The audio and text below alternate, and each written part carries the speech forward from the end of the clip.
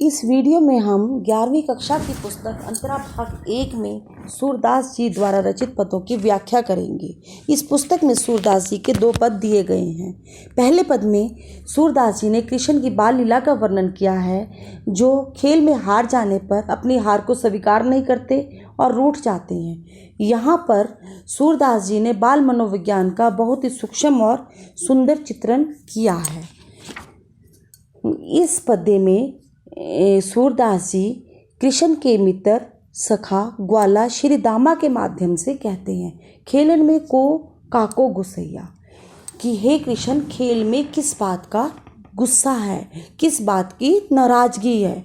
हरिहारे जीते श्री दामा, खेल में हरिहारे मतलब कृष्ण जी हार जाते हैं और श्री दामा जीत जाते हैं। बरबस ही कत करत रसैया, और कृष्ण इस बात पर नाराज हो जाते हैं और गुस्सा करके खेल से हट जाते हैं, अर्थात अपनी बारी देने से मना कर देते हैं। जाति पाति हमते बढ़नाही, श्री दामा कृष्ण से कहते हैं कि तुम्हारी जाति और हमारी जाति दोनों बराबर हैं, अर्थात तुम भी ग्वाला हो और हम भी ग्वाला हैं। नहीं बसत तुम्हारी छैया, और हम तुम्हारे अधीन नहीं बसते हैं, अर्थात हम अपनी ही कमाई को खाते हैं, हम तुम्हारी कमाई का कुछ भी नहीं खाते हैं। कहने का अभिप्राय यह है कि हम ग्वाले भी तुम्हारे ही बराबर हैं, हम तुमसे छोटे नहीं हैं, ना ही तुम हमसे बड़े हो। अति अधिकार जनावत याते, फिर किस बात का अकड़ या किस बात का गुस्सा तुम हमें दिखाते हो। जाते अधिक तुम्हारे गैया, अच्छा हमें ये बात अब समझ में आई है। श्री दामा कहते हैं कि कृष्ण, जो तुम हमसे इस प्रकार झगड़ रहे हो, इस प्रकार हमें अपना गुस्सा दिखा रहे हो, यह बात हमें अब समझ में आ गई है कि या जाते अधिक तुम्हारे गैया, कि तुम्हारे पास हमसे ज़्यादा गाय हैं, अर्थात तुम हमसे ज़्यादा अमीर हो। रूठी करे ताशों को खेलें, और जब वो सब कुछ बोलने के बाद भी नहीं मानते कृष्ण जी और अपनी खेलने के लिए बारी नहीं देते, तो सभी ग्वाले भी उनसे रूठ जाते हैं। रहे बैठी जहाँ तहाँ गवैया, और सभी ग्वाले श्री दामा के साथ इधर उधर बैठ जाते हैं। सब ने अपना खेलना बंद कर दिया। सूरदास प्रभु खेलियो चाहत, सूरदास जी कहते हैं, जब सभी ग्वालों को खेलना बंद करता हुए कृष्ण जी ने देखा तो उन्हें अपनी गलती का एहसास हुआ, अपनी गलती का पता चला कि वो गलत थे और कृष्ण जी खेलना चाहते थे। इसलिए दाऊ दियो करी नंद दुहैया, इसलिए उन्होंने नंद बाबा की सौगंध खाई और कहा कि अब मैं कभी भी रौंडी नहीं पीटूंगा, कभी भी अपनी बारी देने से मना नहीं करूंगा और बिन व्यर्थ का गुस्सा भी नहीं करूंगा, और वो अपनी बारी देने के लिए तैयार हो जाते हैं। इस पद्य में खेलत में को काको गुसैया, रूठे ही करे ताशों को खेले, तथा नंद दुहैया में दुहैया नामक मुहावरों का बहुत ही सुंदर प्रयोग हुआ है। को काको, हरिहारे, दो दियो आदि में अनुप्रास अलंकार है, और ये पूरा का पूरा पद्य गेय है, मतलब इसे गाया जा सकता है। अब हम दूसरे पद्य की बात करेंगे। दूसरे पद्य में गोपियाँ आपस में कृष्ण की बांसुरी के प्रति रोष प्रकट करती हैं।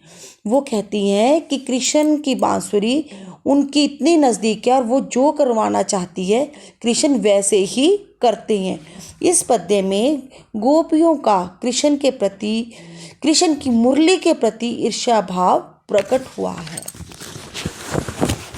मुरली तो गोपाल ही भावती,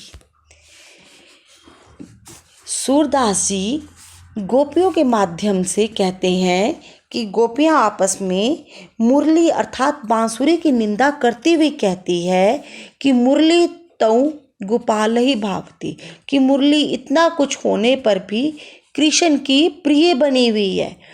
पता नहीं क्यों गोपाल अर्थात कृष्ण को मुरली ना जाने क्यों इतनी अच्छी लगती है, जबकि वो तरह तरह के नाच उससे नचवाती है। सुनरी सखी जदपि नंद लालई नाना भांति नचावती।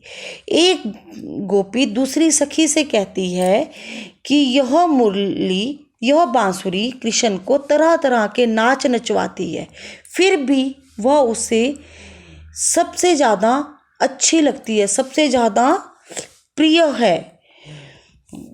राखती एक पाई थाड़ो करी। ये बांसुरी इतनी दुष्ट है कि वो नंदलाल कृष्ण को एक पांव पर ही खड़े रखती है, अति अधिकार जनावती और अत्यधिक रोब डालती है। तो ये बांसुरी कृष्ण पर अपना अधिकार पूर्वक शासन करती है, उसे छोटे से कृष्ण पर भी दया नहीं आती और अपना हुक्म चलाती है। कोमल तन आज्ञा करवाती। गोपियाँ कहती हैं कि वो उससे अपनी आज्ञा को मनवाती हैं और बेचारे जो कोमल से कृष्ण हैं उनको एक टांग पर खड़ा रखती है। करी तेडो हवे आपती, और उन कृष्ण के एक टांग पर, एक पांव पर खड़े होने के कारण उनकी कमर भी टेढ़ी हो जाती है। बेचारे कृष्ण बांसुरी को बजाते हुए एक टांग पर खड़े होते हैं और इस कारण उनकी जो कमर है वह भी टेढ़ी हो जाती है। अति आधीन सुजान कनोड़े। गोपियाँ कहती हैं पता नहीं बांसुरी ने कृष्ण को क्या पाठ पढ़ाया है कि वह पूरी तरह से उसके गुलाम हो गए हैं, वह उससे प्यार करते हैं और उसका एहसान मानते हैं। गिरिधर नार नरावती। वो कहते कृष्ण वैसे तो गोवर्धन धारी हैं, मतलब उन्होंने, कहने का अभिप्राय है कि उन्होंने तो गोवर्धन पर्वत को भी अपनी उंगली पर उठा लिया था, परंतु बांसुरी बजाते समय अपनी गर्दन को झुकाते हैं, अर्थात वो बांसुरी के आगे झुक जाते हैं। और इस बांसुरी ने गिरिधर मतलब गोवर्धन पर्वत को उठाने वाले की गर्दन को भी टेढ़ा कर दिया है। आपुन पोड़ी अधर सजा पर कर पल्लव पलुटवाती। गोपी कहती है कि ये बांसुरी तो बहुत ही दुष्ट है, बहुत ही दुष्ट है कि ये अपने आप तो कृष्ण के कोमल से होठों पर इधर उधर नाचती रहती है और कृष्ण की कोमल उंगलियों को अपने पांव दबाने के लिए विवश करती है। भुकुटी कुटिल नैन नासा पुट हम पर कोप करावती।